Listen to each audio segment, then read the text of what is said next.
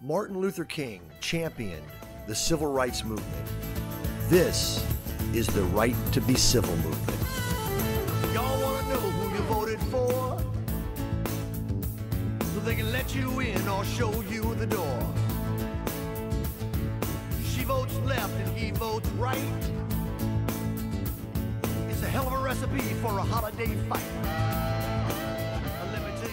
From our recording studio in Castleberry, Florida, and our production house in Coral Springs, you're listening to the Purple Evolution Podcast. I don't know any left people, I don't know any right people. We're all different shades of humanity. I don't know any red people, I don't know any blue people. We're all different shades of humanity. My name is Doug Halper. And with your permission, I will be your guide on a journey through all things purple regarding the coexistence of human beings on this wonderful planet we call home. The creator of the Purple Evolution, my friend and our host, is Armand Della Volpe, who for over 40 years has been dedicated to being a stand for love.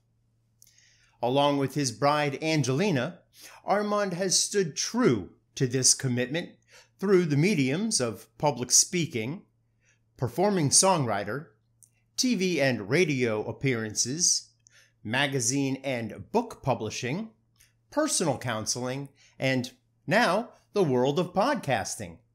Please help me welcome my favorite civil servant, or more aptly put, servant for civility, Armand.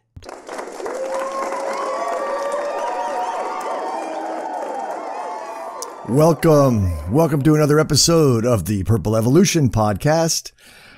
Today we're going to be talking about what doesn't get talked about much, what doesn't get much attention, and we're going to shine some light on it and hopefully create this powerful group. It's got a lot of different names for it. Doug's calling this one, I believe, the silent majority, but it's got a lot of different names for it. And we're going to be sharing how important this group is and yet how often overlooked it is by the media and the politicians. Yeah. So it started the other night when I was talking with you and Angelina and some other friends, and somebody mentioned something about just sending out a prayer, because of all the mass shootings that happened this week. And I said, this week? And everybody kind of said, yeah. And I said, what are you talking about? And then they told me that this week alone, in the last week, there were 9 mass shootings that resulted in 14 dead and 36 people injured. So that's 50 people either dead or injured in 1 week from a mass shooting. And I thought, what? That can't even be right. And then I looked up 2021, and now, of course, the numbers are going to vary depending on the source, but they're all around the same area. It said that we had, since the beginning of 2021, approximately 150 qualified mass shootings, and they qualify mass shootings by a shooting that happens in public where at least 3 people are shot. Resulting in about 100, let me see if I get this right, about 150 dead and almost 500 injured since the beginning of 2021. And the most recent, which if you haven't heard of, which I hadn't heard of last night until Angelina brought it up, and then our friend Joey, confirmed it. There was one on the 15th at a FedEx, just outside of a FedEx location in Indianapolis that killed 9, I think, and I believe 7 others were wounded. So this isn't an episode about gun control. This is an episode about what Armand just said I was referring to as the silent majority. And you might be thinking, what silent majority? So I'm going to share with you that I believe that it's a group of Americans that care about living a happy and comfortable life, but don't feel the need to scream from the rooftops with some extreme point of view on what usually revolves around a volatile subject matter. So why doesn't the silent majority unsilence themselves? And I started thinking about that, and I thought, and we've talked about this before, but I thought, perhaps it's because they're not folks that are living in the fringes, either the far right or the far left, but somewhere in the middle, simply wanting to live a life of comfort and quality and, letting their neighbors do the same. And then, of course, I thought about the media episode we did, and I thought maybe it's because drama sells and peace doesn't. I mean, that's, you won't find many periodicals or nightly news broadcasts staying afloat running stories about political compromise. So, however, studies have shown that this silent or middle majority, whatever you want to call it, care more about issues such as the economy, healthcare, jobs, and unemployment than they do about the real polarizing issues such as abortion, gun control, gay rights, racial equality. And this is not to infer that these latter issues are not important to them.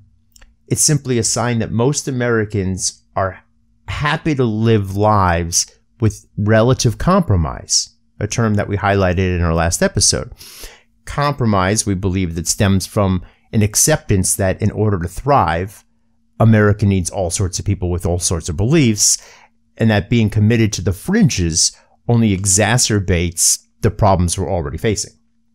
So I wanted to start, Armand, you then told me about an article that you read in the New York Times, and I thought it really exemplified what I'm talking about here, and I thought maybe you could share a little bit about what you found out about that. Would you talk about that? Absolutely. So yes, the article, when we were talking about this, I went, wow, I've got a good resource on that. And I actually even posted this article on the Purple Evolution Facebook group and got some attention on it. So it's in the New York Times, and the title is part of my Michael Smerconius newsletter. We see the left, we see the right. Can anyone see the exhausted majority? Thomas B. Edsel. And so I'll share a few highlights from it, but it really resonated with me because it reminded me of why we are doing this, Doug. We are doing this to raise the voices of this group. It's kind of like, I don't know if it was Marianne Williamson who ran for president in 2016 or somebody else. Actually, she was running for president in 2020. Yeah, that feels like a lifetime ago. Yeah, I know. Thank goodness. Yeah, I think the whole country is grateful for that. It is. She said something like, we need to be as enthusiastic about love as the people are enthusiastic about hate. And so I would say the same thing is true of this. We need to be as enthusiastic about middle ground and compromise and bipartisanship as people are about hyperpartisanship and the fringy stuff, like you said. So share a couple of things that I highlighted. In a time marked by gridlock and incivility, it seems the only thing Americans can agree on is this: we're more divided than we've ever been in our history. So I decided to do a pro and a con on that. So I got good news and bad news. Here's the bad news. America is currently fighting its second civil war. Partisan politics are ripping this country apart. Okay, we know about that, blah, blah, blah. But here's the good news. Surveys of American political history reveal that, in fact, the American public is not experiencing a period of unprecedented polarization.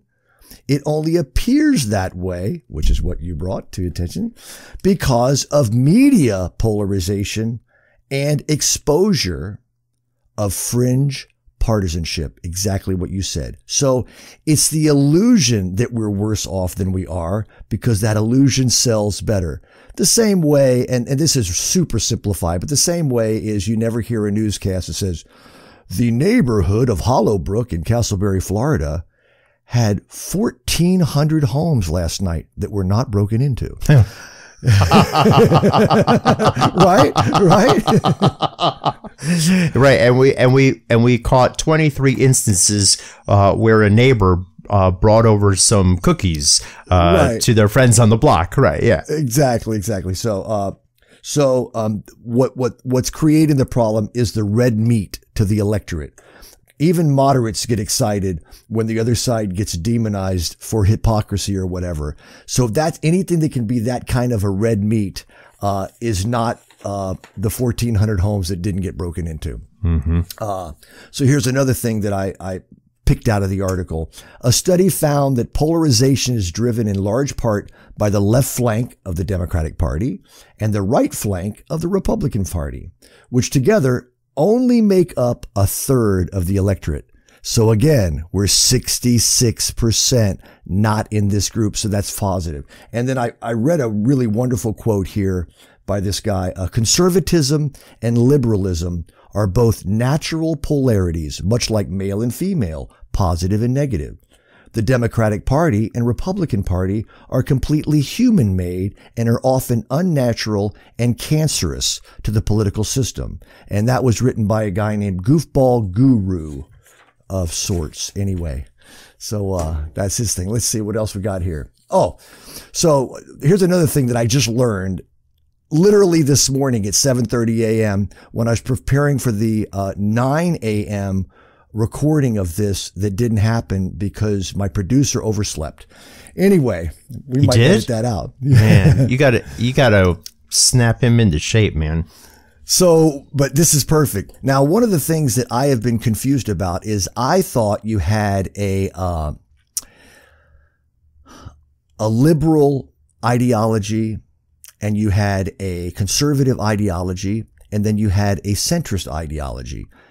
Now, there may be some truth to that, but I envy centrists because I thought it would be much easier to do my job if I didn't lean so far to the left. It would just be more natural. But this definition is a little bit different.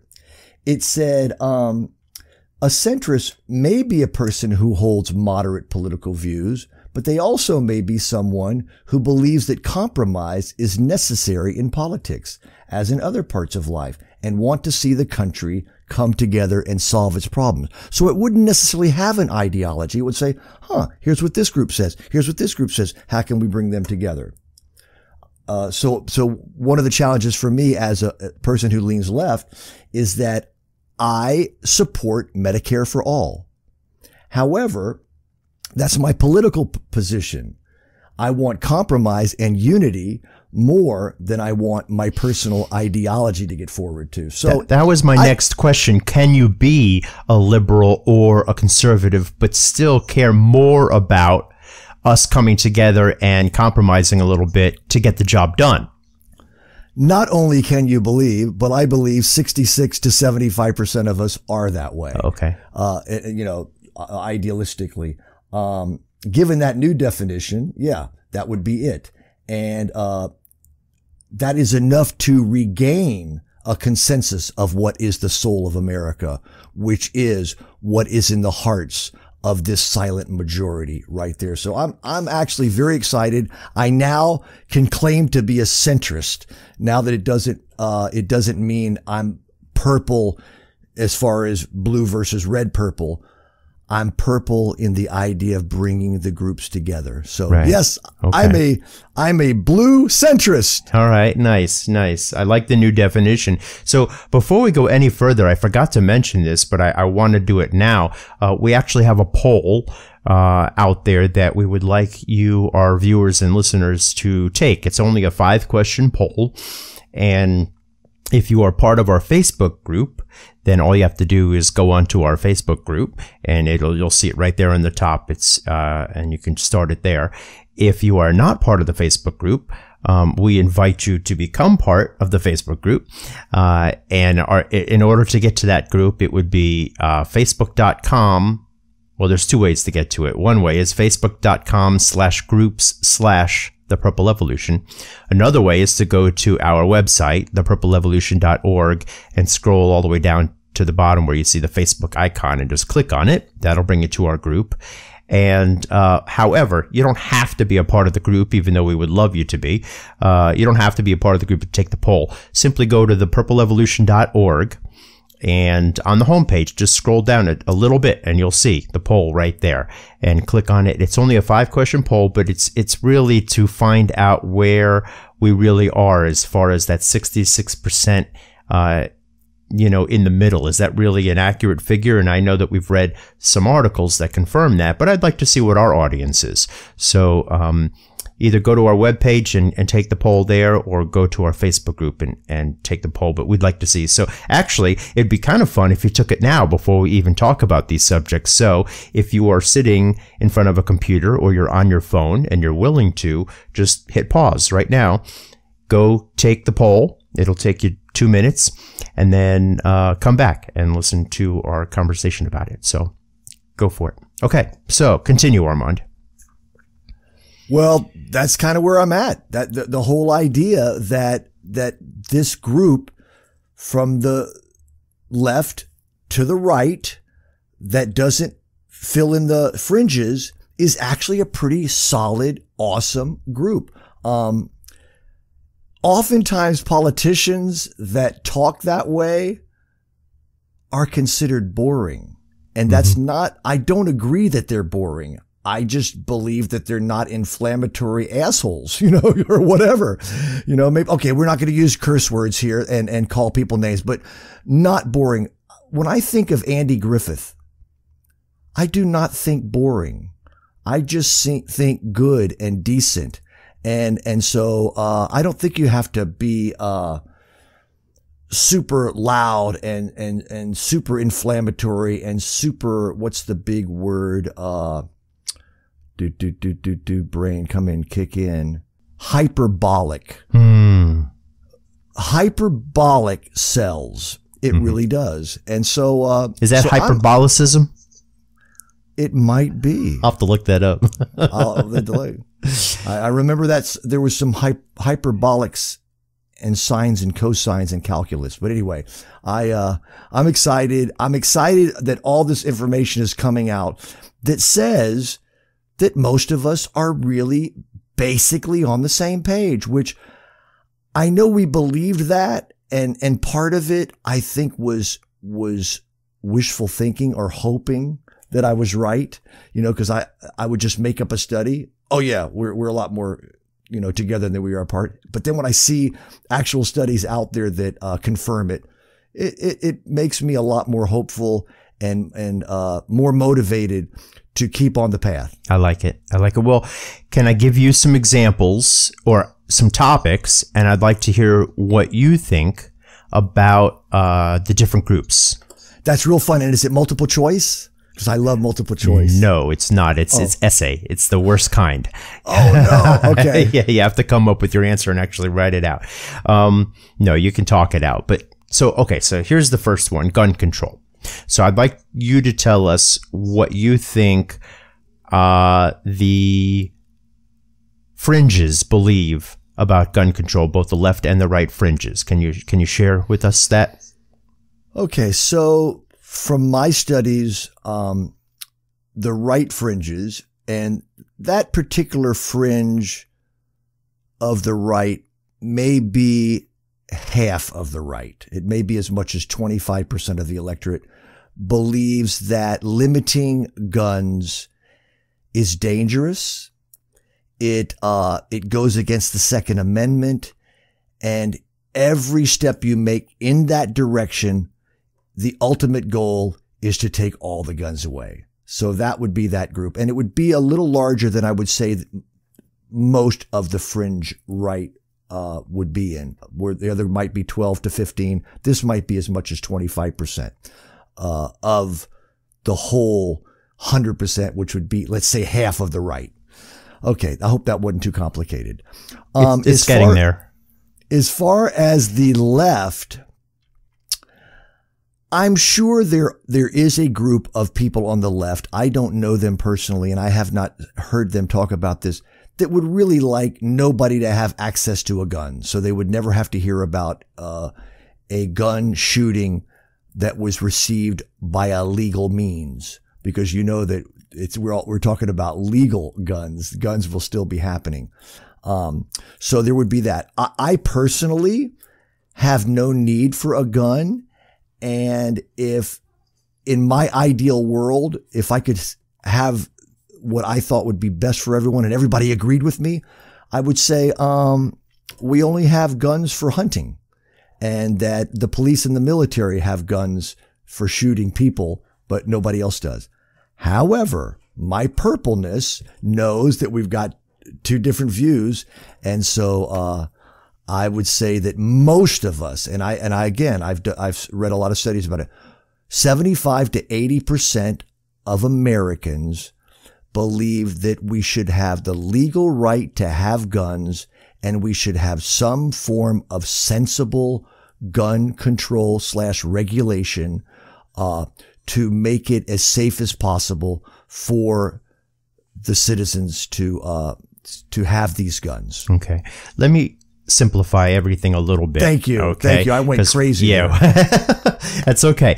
For the sake of brevity, let's go ahead and just say that 66% are somewhere in this silent majority, and the other 33% are divided between the left and right fringes. Okay, just for the sake of brevity, so we can get through this. And let's simplify the guns even more, and let's just say we're talking about automatic weapons and being able to own an automatic weapon. What do the left and right fringes, quickly, in a very brief way, what do they think about owning automatic weapons? Much easier. Fringe left, nobody should have one except military and police. Fringe right, you should be able to have a gun in case you want to use it as target practice, even an assault weapon. If you should be able to have one if you want one. Let people have that right. That's a Second Amendment right. Okay. What about the 66% in the middle? From what I've seen, 66%, as far as assault weapons, the middle, as far as assault weapons, I would say they would be a little mixed in there. It wouldn't be a consensus, but if you wanted to have a consensus, the consensus would be sensible gun legislation around the ownership of those weapons. Okay. Okay, cool. Next topic. Jobs, unemployment, the economy, kind of we can lump those together again for the sake of brevity. I know sometimes you and I are talkers. We can go on forever. So jobs, unemployment, income. Let's talk about the fringes first. So if we want to keep it really simple, the fringe left, everybody deserves to have whatever they need. And if they can't get it on their own, the government should provide. Fringe right, you give a man a fish, he eats for a day. Teach a man to fish, he eats for a lifetime. The whole idea of, you lose incentives if you give people anything that they didn't personally work and earn for. Let's make the government smaller. Let's have the government take care of military and things like that, and disasters, but not be handing out to people that should be able to find a way to make it on their own. Silent majority? Silent majority, a handout when it's necessary in order to keep the economy running. Somebody is disabled. Somebody needs help with, let's say, minimum wage. Not too much, not too little, not either of the fringes. Some kind of a balanced way for there be an incentive to work, but also when they need it, it's there. And COVID is a good example. 75 to 80% got behind the stimulus bill to help people that were hurting. Okay. Regardless of what side of the field they were on. Yeah. Talking about COVID, talk to me about healthcare and the fringes there. Okay. Pretty textbook. Healthcare. Get it yourself. Far right. Find a way to get it yourself. Pay for it. Work. Get a job. Quit being a bum. It's not the government's job to make sure that you've got healthcare. Fringy left. Everybody deserves healthcare. We're the only country in the world that's a industrialized country that doesn't offer healthcare to their people. That's what I've heard. It's a 1%, you know, anyway, healthcare to the people, and they shouldn't earn it, and they should just have it. Okay. Silent majority. Silent majority. Yeah. Some healthcare. Everybody should have access to healthcare. It shouldn't be that the people that make more money have more access to it than the people that are poor. Everybody should have access to it, and you should be able to pay for it if you want it. If you want more expensive healthcare, great. Something in the middle. Yes, the government can have a role in healthcare, but not necessarily single payer Medicare for all. Okay. All right. Next one. Prayer in schools. Rare in school. See, prayer. Medium rare. Yeah, I right. thought you said medium rare. Yeah. Prayer in schools. Well done in schools. We would like that. Education's coming up. Don't worry. No, prayer in schools. Yeah, and this is fun for me because these two fringes, there's a song by the Plain White Tees. Hate is a strong word, but I really, really, really don't like you. And I don't like the two fringes. I don't like the two fringes ideas on this. And the far left would be, separation of church and state says that we shouldn't have anything to do with spirituality or God or prayer in schools. Boom. Many on the far right, and we'll just say the far right, your numbers, we'll keep it real nice and simple. This is a Christian nation, and it was based on Christian prayers and Christian people, and we should have that Christian prayer and ideology and foundation in schools, in government buildings, to keep us as a Christian nation, because that's what works. Okay. The silent majority, what did they believe? So I haven't read a whole lot, but what would be in the middle of that on this particular case was God, prayer, God bless America. Okay. Don't make it a specific religious version of God. Don't make it a Jewish God. Don't make it a Christian God. Don't make it a Muslim God. Make it an all-encompassing in God we trust. God bless America.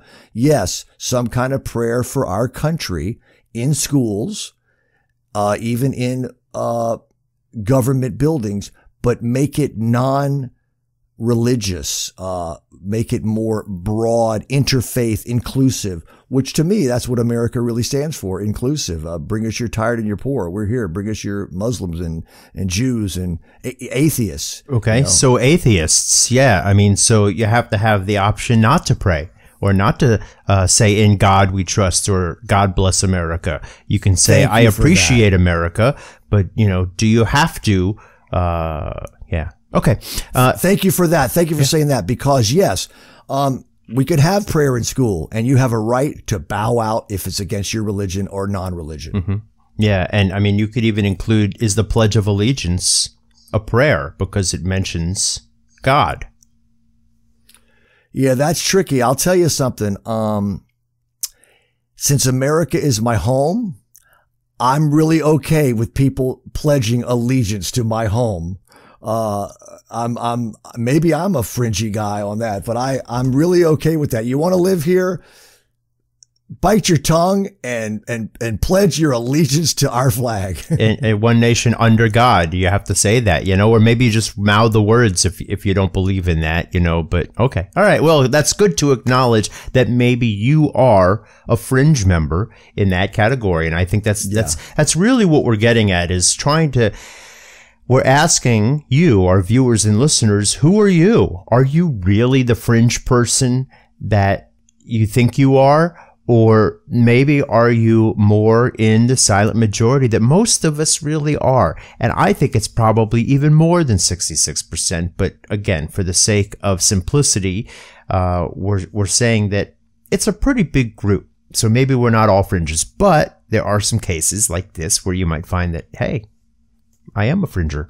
I have an idea. Okay, go ahead. Oh, what, you sure? We were at the beach yesterday, and there was a big flag in a little a group of people that was a big Trump flag. It said Trump 2024 or something like that. And Angelina looks over and goes, why do they need to do that on the beach? And what came to me was, if you're on the far right or the far left, you're in a club and that club has a jacket. But the silent majority, we don't get jackets. We're not in a club. We're just kind of all mixed in with each other. And so if you have a club mentality, I want to be with something that's got a jacket in a club, then you'll let everybody else know you're in the club and they'll come to you. And I told her, I said, if they didn't have that flag up, maybe one person on the whole beach might come up to them and talk to them and say hi. But if they got the flag up, they might have 10 people that come up to them and say hi because it's the club and they have a jacket. Yeah. Good point. Very interesting point. Wow. Next one, climate change. Fringes. Fringe right. Climate change is another word for weather. Okay. Fringe left. Humans are the majority of the reason we're having climate change problems. Okay. Silent majority, somewhere in the middle. Yep, there's some weather. There's some cycles that are going to happen no matter what. But we have played a big part in it with the way we're taking care of things.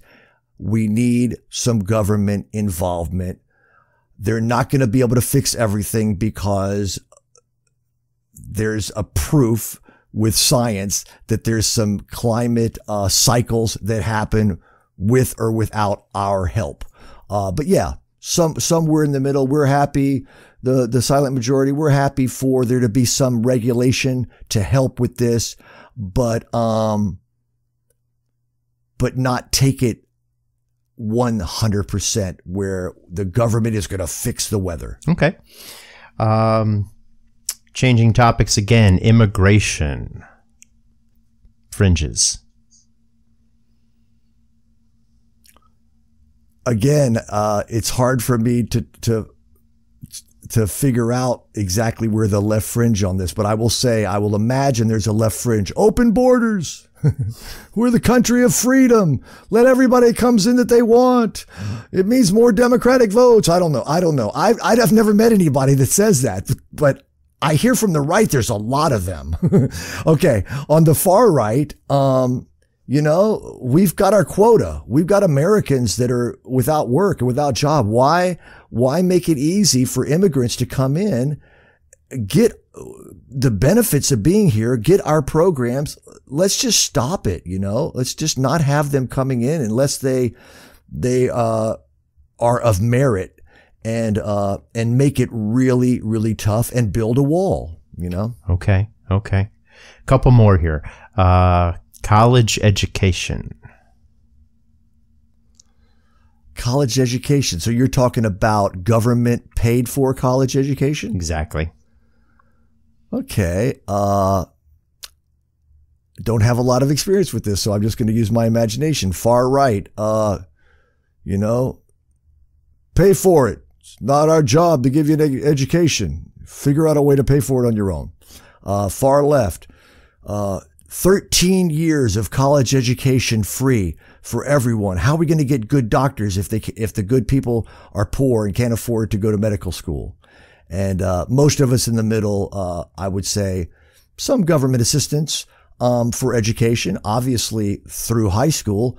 But I would say maybe the middle would also be open to a couple of years of either vocational free school or a 2-year community college free school. How long have we had 12 years only? We haven't progressed in that area at all. Oh, don't use that word progressive. That's a fringy far left word, progress. Anyway. Okay. All right. Well, let me give you a real easy one, and then we're going to go to a couple of weird ones. But the real easy one for you to describe would be mask wearing. Tell me about the fringes for the mask wearing in the pandemic.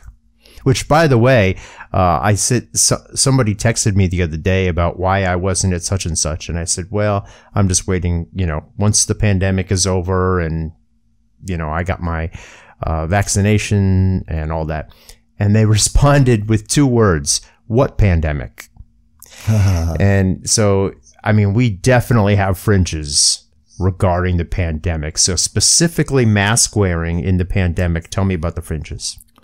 Yeah, so specifically mask wearing would not necessarily line up left and right the way a lot of these other things do, even though it kind of lines up. So mask wearing is a form of government control. I'm in charge of my health. You're in charge of your health. Don't expect me to wear a mask to protect you, and I won't expect you to wear a mask to protect me. The whole thing is ridiculous. It's like wearing a mask so you don't get the flu. That would be the far right, or that fringe, the far something. The other side, stay home, wear masks even around your kids because your kid might have played with another kid until our numbers are completely done. You wear your mask for me. You wear your mask for you. You wear the mask for America all the time, everywhere. If you're outside, you wear it there as well. Okay. And the silent majority?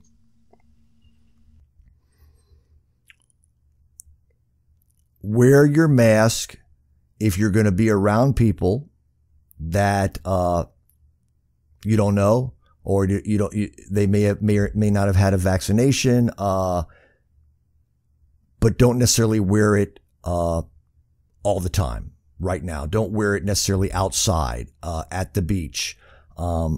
Again, something in between. Wear it when a store tells you to wear it, whether you feel like wearing it or not. Just like no shirts, no shoes, no service. I would say the majority of people would say, even if they don't agree with it, I can't believe they're still asking us to wear a mask to go to that restaurant. Well, they are, and it's a private business, and wear it. So I would say some version of that. No shoes, no shoes, no shirt, no dice. Remember what that was from? No. It's Fast Times. Oh. Richmond High, when Spicoli came in and Judge Reinhold pointed at the sign. Anyway, all right, here's some bizarre ones. I'm just going to give you a couple of bizarre ones, and then we'll move on. Because I don't know if these have fringes or not. But they are hot topics in politics, and the first one I'll give you is gay rights. So before we go into that, I just want to say this. I know I'm going to get killed on this episode, and I'm going to say it right now. I really don't have the data or the research about a lot of stuff that I've been talking about. I'm just using my gut and my intuition based upon what I've seen. And so I'm happy to be corrected. Please do it, because we're all going to learn from it. Okay. So, and really, let me interject on that. And the whole reason we're having this conversation is not to tell people what's going on. It's to get our listeners and viewers to think about, where are they? Are they in the fringes, or are they in the silent majority? So, okay. Gay rights. Right. Fringes. Far right. A marriage is between a man and a woman. People can do what they want to do, but we don't have to sanction it by making it legal, by making government blah, blah, blah. And it's perversion, and it needs to be done in the privacy of your home. Don't let us see it. Okay. And I've seen lots of that. The other side, love is love. Get every possible freedom and equality that we can have for all people that are minorities or different and sexual orientations and transgenders and everything. And we need all that to be done legislative yesterday. Okay. Is there a silent majority stance on this? I think the needle moves a lot. There was a time when there was a silent majority that said, let's make civil unions, not necessarily marriage, because that's a man and a woman, but let's make civil unions. And then it moved from that to, it should be marriage. These people should be married. So that kind of moves a little bit, but it's always in between those two extremes. Mm-hmm. Yes, we need to have some rights. There needs to be some government. I remember when there was a lot of New Thought people that did not think gay marriage was the right way to go. And what I will say, I believe the country works better when we progress into these areas, but not too quickly. We do it in a way that we all can get behind it a little better, rather than having one group that says we're going to get our way, and the other group says we're going to prevent it from growing. Even though I'm very fringy in what I think is the right thing to do. Do you want to be right, or do you want to be effective? And I think sometimes slower baby steps is more effective as a country than rushing right into it overnight. Okay. And forcing it on people that aren't ready to go that quickly. And you've said that before, and I think it's a beautiful way to go, because you said big giant steps scare people, and it's true. Change scares people in general. And so if you have little bitty change, that's easier to bite off than big change. So yeah, take it a little bit at a time, and maybe that's the fringe. Is the same true for racial equality? I would say it is true for racial equality, and it's painfully true, because again, racial equality just makes sense. It's just right. And yet, because of where we've come from 400 years ago to where we're moving to, which is more and more racial equality, we've moved in incremental ways. We've come a long way, and we've got a long way to go. But yeah, I would say at this point, after 400 years of baby steps, we might want to make a quantum leap. And it does appear that George Floyd and everything that's been happening over the summer, and you have firsthand experience in some of those places, it's time for a quantum leap, because we have been dancing around this too long, in my opinion. So I would say it's time for not a baby step when it comes to human rights equalities now. Okay. And it's funny, you said it's just right. Racial equality is just right. I want to point out to our viewers and our listeners, it's just right to you. And of course, I believe that also. It's just right. It's just the right thing. Well, we are a fringe in our beliefs. However, in your centrist description earlier in the show, even though I believe that racial equality is obviously just right, there are probably more effective and less effective ways of going about it. And more effective would be smaller steps to get us in the right place. But you're right, after 400 years, maybe it is time for larger steps. You want a quantum leap. I want a quantum leap, perhaps bigger steps. And yeah, I agree, but there are people out there that say it's just wrong. And there are Americans out there that say it's just wrong. So we have to acknowledge that there are fringes, even though it's not the left and the right fringes anymore. There are fringes in that society. I mean, we talked to Daryl Davis, for an hour about it, and he talked to a lot of people that think white people are superior to black people. I mean, to you and I, that's absolutely ludicrous, but he talks to people every day that believe that. So we have to acknowledge that there are Americans in that fringe. I would also like to acknowledge this. Most people that I've ever talked to, regardless of where they are in the political spectrum, believe in equal rights for black people, for all races, for all groups. Okay. The challenge is, how do we do that? Reparation, quotas, affirmative action. That's where it gets dicey, and that's where we have to play the tug of war in there. So the overall concept, And you said this too one time, Doug, the overall concept, we're all a kind of in agreement. How we get there is where it gets a little bit weird. And so I wanted to bring up the idea that a lot of people say, well, if you really believe that we should have equal rights, here's how we're going to get it. Legislation, reparations, quotas, affirmative actions. And that goes very much against the natural conservative ideology because it's given these people extra because of where they've come from. Okay. So let me ask you this question. How do we get the silent majority to unsilence themselves? Because we're not a club. We don't have a flag. We don't have bumper stickers. The fringes have all of that.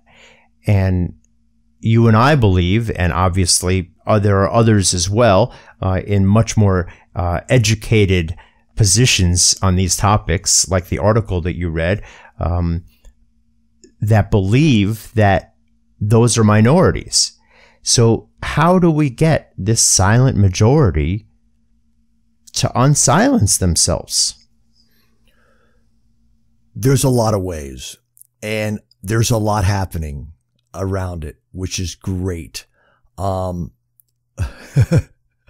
always laugh about my 2 hours of cable news that I believe are raising the voice of the silent majority. Smirkana's show on CNN and Chris Wallace on Fox News. Out of 24 hours on 2 stations, we get 2 hours a week.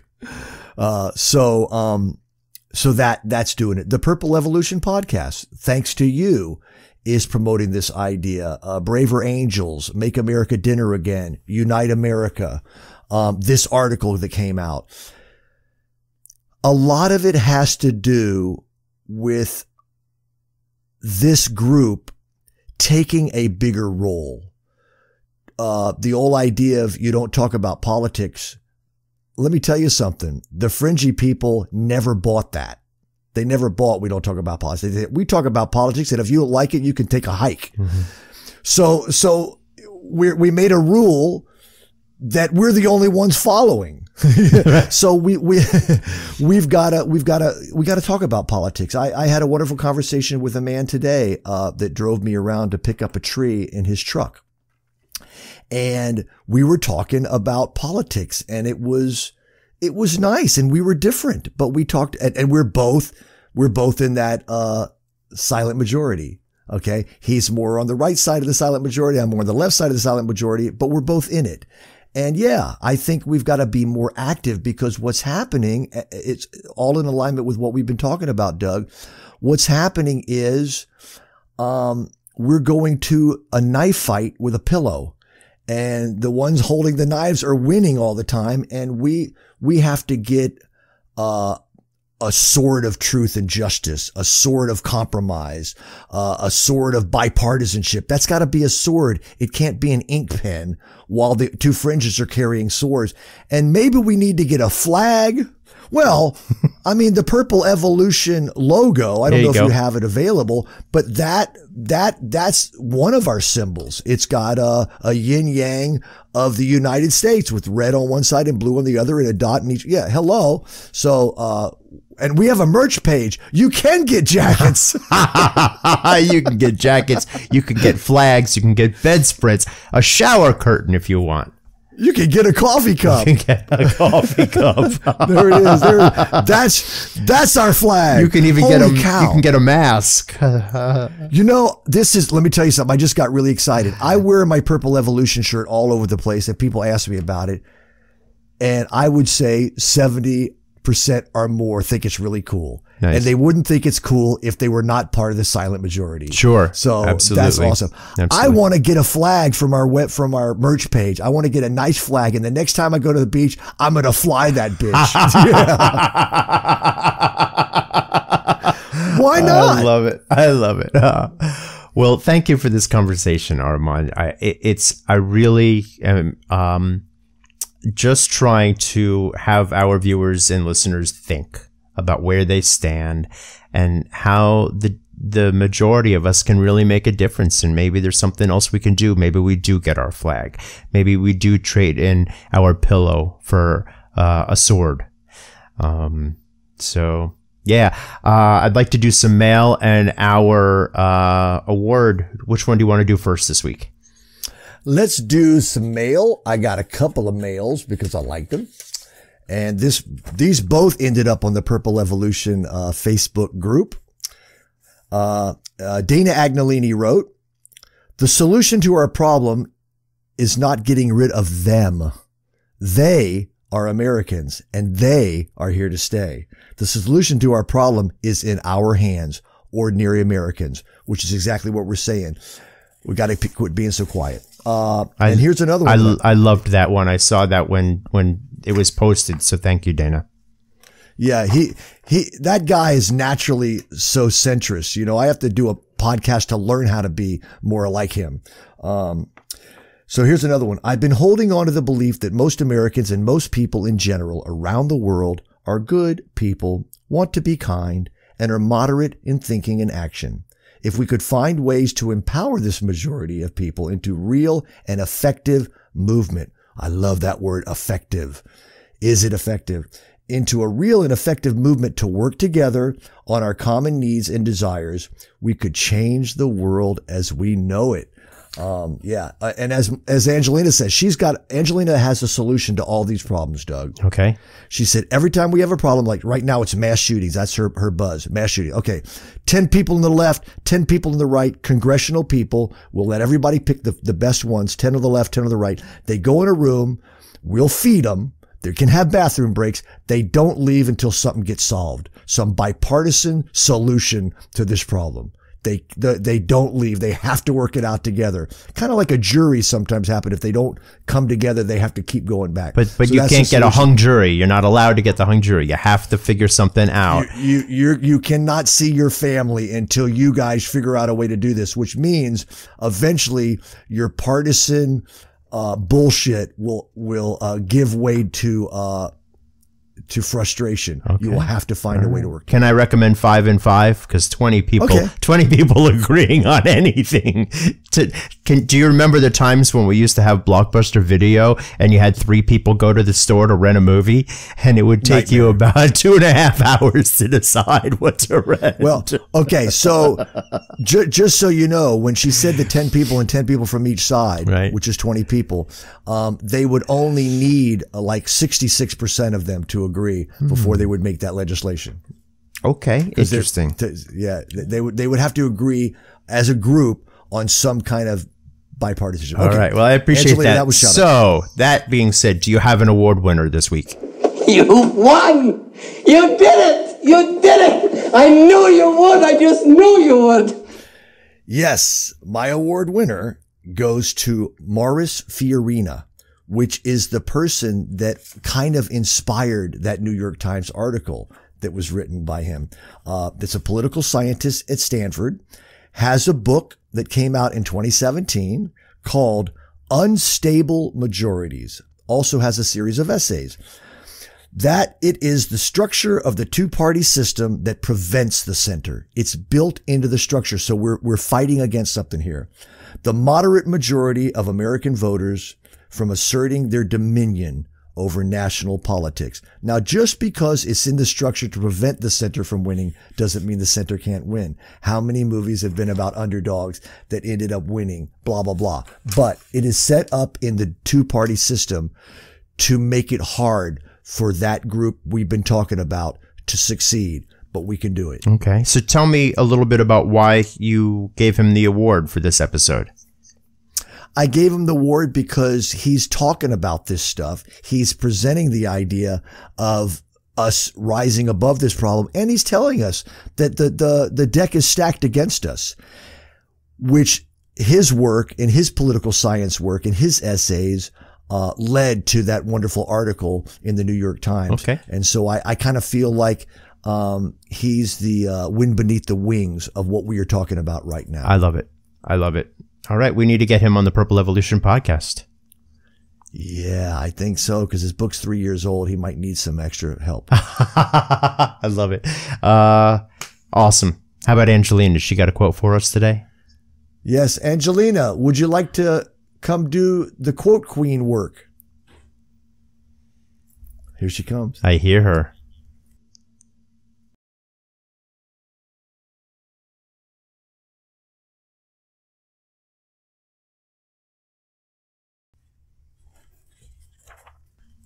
Hello. Hey. Hey, kiddo. How you doing? Good. How are you doing? I'm doing good. Good. Yeah, we were talking about you today. Talking about how we're talking about the fringes of society and how they're the ones that really get the voice out there, because that's what the media shows, and they're the squeaky wheels, if you will. Right. And I started by saying, you had asked for a prayer just around the mass shootings that are going on, this week. And then, we talked about this month, this year, and all the mass shootings. And I didn't even know about it. That's how used to them we've gotten in this country. And it made me so sad. And, and then we started talking about gun control, and that's how we got into the fringe conversation. But anyway, we were talking about you, and we were hoping you had a quote to help us out this week. I do. Okay, so the political center should not be understood as a self-standing policy platform, but rather as a relational way of positioning oneself with respect to other political platforms, i.e. the extremes. Which is what we're all trying to do right now, in the purple evolution at least. Right. Yeah. Do you know who wrote that? Yes. Okay.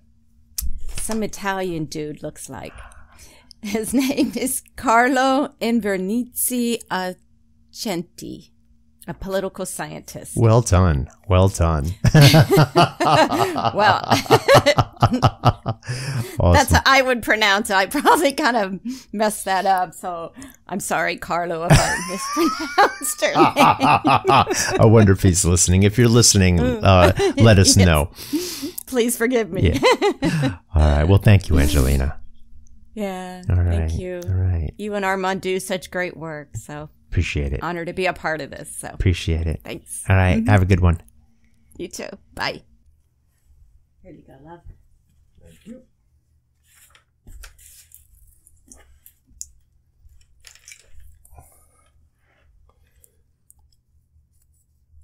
Man, I cannot believe we got so much awesome information in such a short period of time. For us, we must have been excited. Ha ha ha. I'm excited. I'm excited to know that we have a silent majority. And I believe that, given the opportunity, most of us would like to not be so silent and would like to get the word out into the world. And, so before we go, I would like to encourage our viewers and listeners to please go take that poll. So if you are part of the Facebook group, our Purple Evolution group, you can take it right on our group page, which is facebook.com/groups/the Purple Evolution. Or you can also go to thepurpleevolution.org, our website, and just scroll down to the Facebook icon and click on it. And if you're not part of the group, become part of the group. It's an awesome place where we're able to talk about all of these subjects and have opinions that are right, that are left, that are centrist, and do it in a civil way. It's an incredible place where incredible conversations happen with people with different opinions civilly. So it's really nice. If you are not part of the group, or just want to do it through our website, you can do that too. Go to thepurpleevolution.org, and on the homepage, you'll see it. Just scroll down a little bit and hit the button, and you can take the poll. And next episode, we'll give you the poll results. It's only 5 questions. It'll take you about a minute, and we'll give you the results of what the poll came out to be. So, that being said, you want to take us out? Yeah, here's the thought that came to me. So many things that we talk about on this show, especially stuff that I've done the research on, is from political scientists. And if you would have told me 5 years or 10 years ago that I would give a shit what political scientists are talking about, it was the farthest thing from my mind. And yet this is so exciting to me. And I realize that whole field is really, to me, bringing attention to what is really going on out there politically in the American electorate, and shining light on the fact that we're much more together than we are divided. The political scientists aren't the ones trying to divide us. They're the ones trying to let us know we're Americans. We have the same basic ideas. Let's get together. Remember, there are good people in the world. If you can't find one, be one. Let's make America civil again. I don't know when they're wrong people. We're all different shades of humanity. I don't know when they're liberal people. I don't know when they're conservative people. We're all different shades of humanity. But let me tell you now, we are all the same. One race. No politicians were harmed in the making of this podcast. The Purple Evolution would love to hear from you. Please contact us by visiting thepurpleevolution.org. You can send us an email, post a comment, ask a question, make a recommendation or a critique on our webpage, become a patron, or even shop for Purple Evolution products and gifts from our store. We are just one click away. thepurpleevolution.org. That's thepurpleevolution.org. We look forward to your visit.